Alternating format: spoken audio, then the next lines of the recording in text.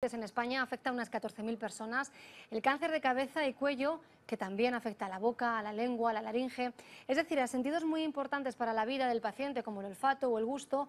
¿Cómo es la vida después de este cáncer? Hoy hablamos de esta enfermedad, pero fijándonos en nosotros, en nuestra ética o falta de ética con estos enfermos. El doctor Jesús Sánchez Martos viene hoy muy bien acompañado, doctor. Hombre, claro Es que un sí. placer tener Muy con buenos nosotros, días. buenos días, a Javier Sádava, Hola, ¿qué tal? filósofo, buenos días, Buenos días, escritor y encantado. catedrático de ética de la Universidad Autónoma de Madrid. De ética vamos a hablar. Claro que doctor. sí, claro que sí. Además, para que no vean que no estamos enfadados los de la Complutense con los de la Autónoma, aquí Claro, tenemos a un gran claro. catedrático. Al contrario, hay que unirse. Hombre, claro que Qué sí. mejor. Además, yo soy muy amigo de Javier, le quiero muchísimo, soy Sin un duda. gran admirador.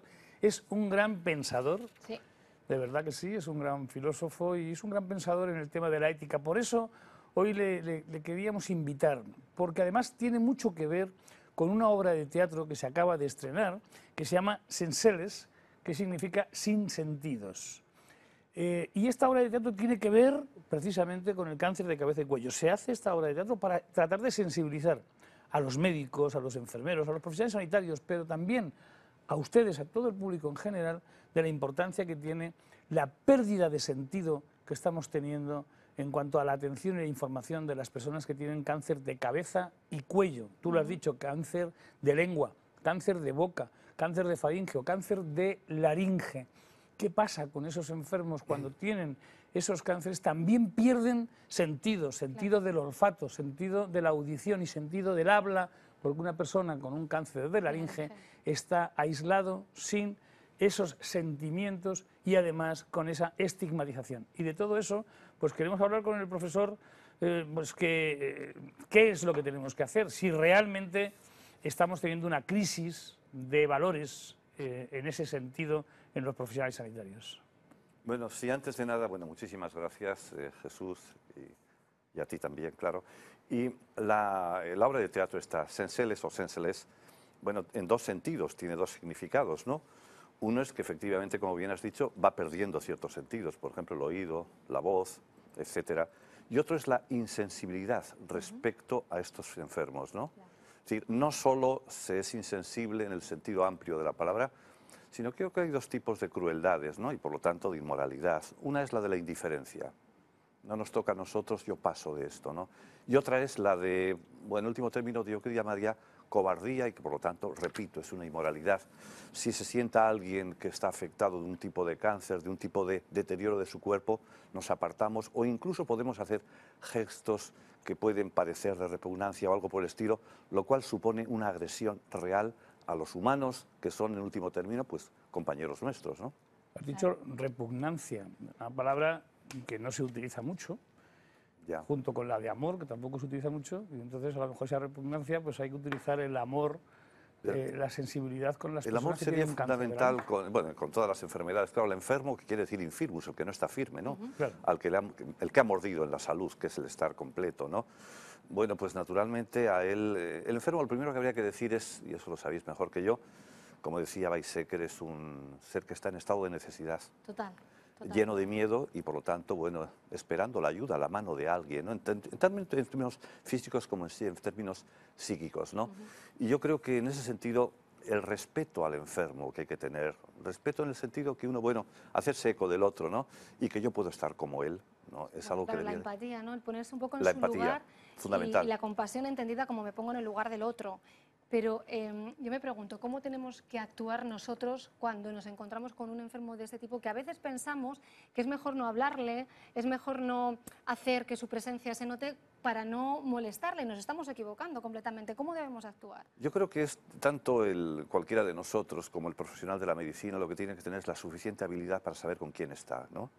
Y de la misma manera que al médico le habría que decirle que sepa, aparte de curar, que es de sanar, que es el objetivo principal, pues cuidar, y eso no se improvisa, como bien lo sabe Jesús, es decir, la palabra adecuada, la mirada, el gesto, el silencio, eso se aprende también y tiene que aprenderse. Yo creo que lo mismo tenemos que hacer.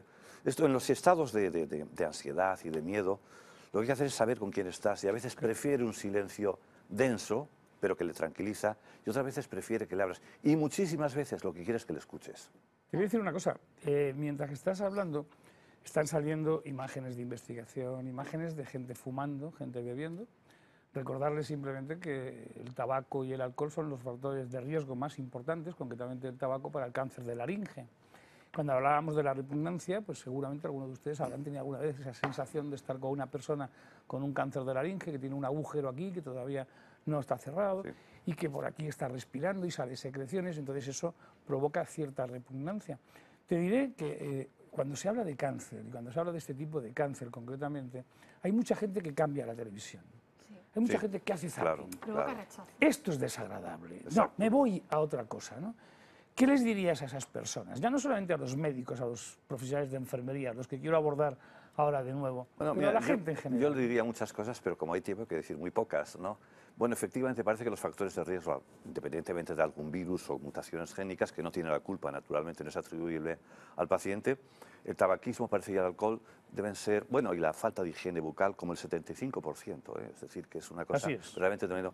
Yo les diría dos o tres cosas, pero muy sintéticas, muy breves. Primero, romper la imagen que se nos mete de fotomatón de los demás, es decir, que nos consideramos Apolos y que estamos sometidos al tiempo, todos, ¿no? Y por lo tanto, no caer bajo esa imagen consumista que hay que ver a todo el mundo como si fuera perfecto. El otro, bueno, con los defectos que pueda tener, es uno más entre nosotros, ¿no?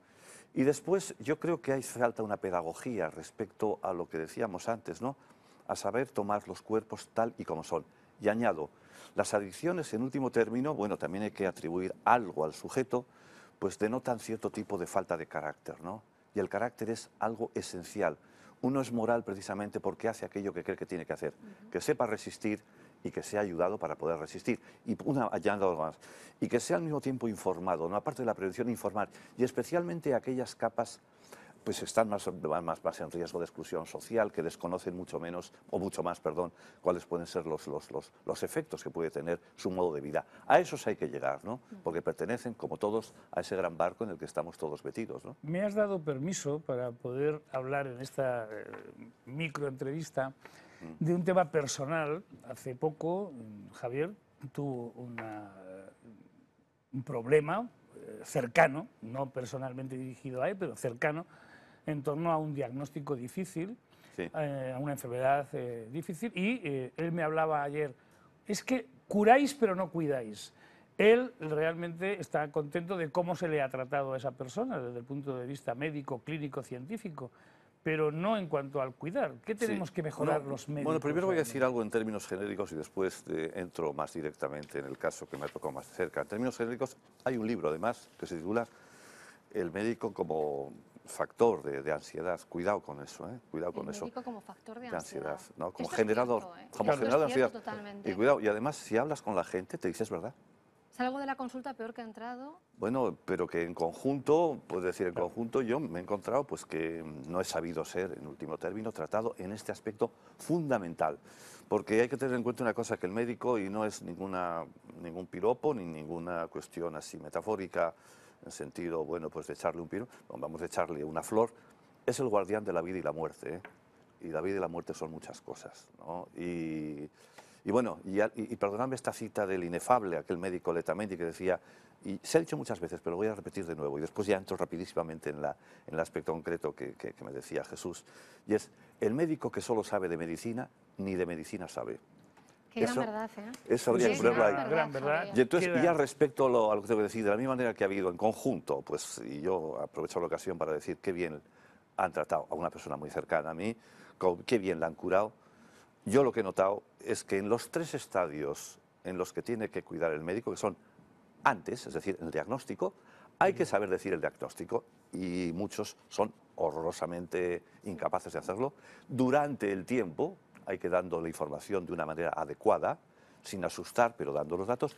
Y una cosa muy importante que me llama la atención, y después, yo no digo que a uno le den muchísimos besos y abrazos, pero, hombre, alégrate en la complicidad que tiene que tener el profesional de la medicina con el paciente. Y eso yo lo he echado en falta. Estoy tan de acuerdo contigo, Claro, sí. Javier. Antes, Tan de durante y acuerdo. después. Eso es Antes, lo que durante hacemos y estar después. con ustedes. Estamos antes, durante y después. Y ojalá que los profesionales sanitarios aprendamos esta gran lección de nuestro catedrático de ética. Bueno, Muchas vamos a despedir a Javier. Javier, muchas gracias de verdad, nos has dado una lección A vosotros, a vosotros. en pocos minutos.